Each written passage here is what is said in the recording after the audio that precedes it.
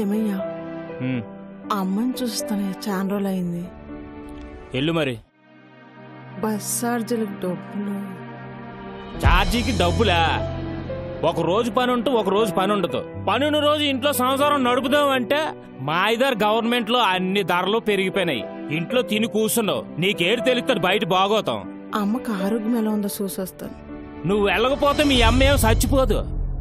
అదేంటి ఎలా మాట్లాడు? నేను అలాగే అంటానే. దారి ఖర్చులు డబ్బులు ఎత్తాడు, శిఖరాలు తిరిగి వస్తుందట. ఎదకొంపులో మనశ్శాంతి లేకని పోయింది. ఏమయ్యా అది కాదయ్యా, అమ్మ ఎలా ఉందో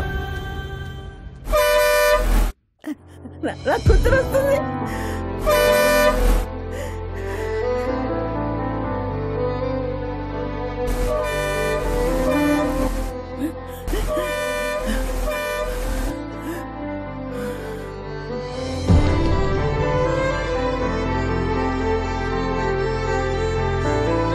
సీతమ్మ, ఏ బస్సు వచ్చినా చూస్తున్నావు, కూతురు రాలేదని బాధపడుతూ వెళ్తున్నావు.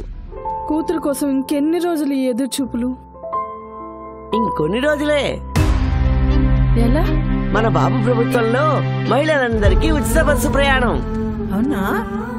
ఇదిగో సీతమ్మ, ఇక నువ్వు నీ కూతురు కోసం ఎదురు చూడక్కర్లేదు. నీ కూతురే నీకు ఎదురొస్తుంది.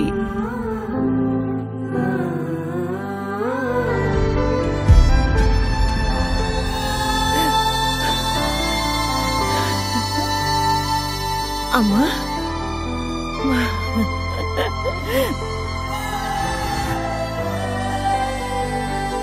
అందుకే మన బాబుని మళ్ళీ రప్పిద్దాం. కూతుళ్లను మన దగ్గరికి రప్పిస్తున్నా మన బాబునే మళ్ళీ రప్పిద్దాం.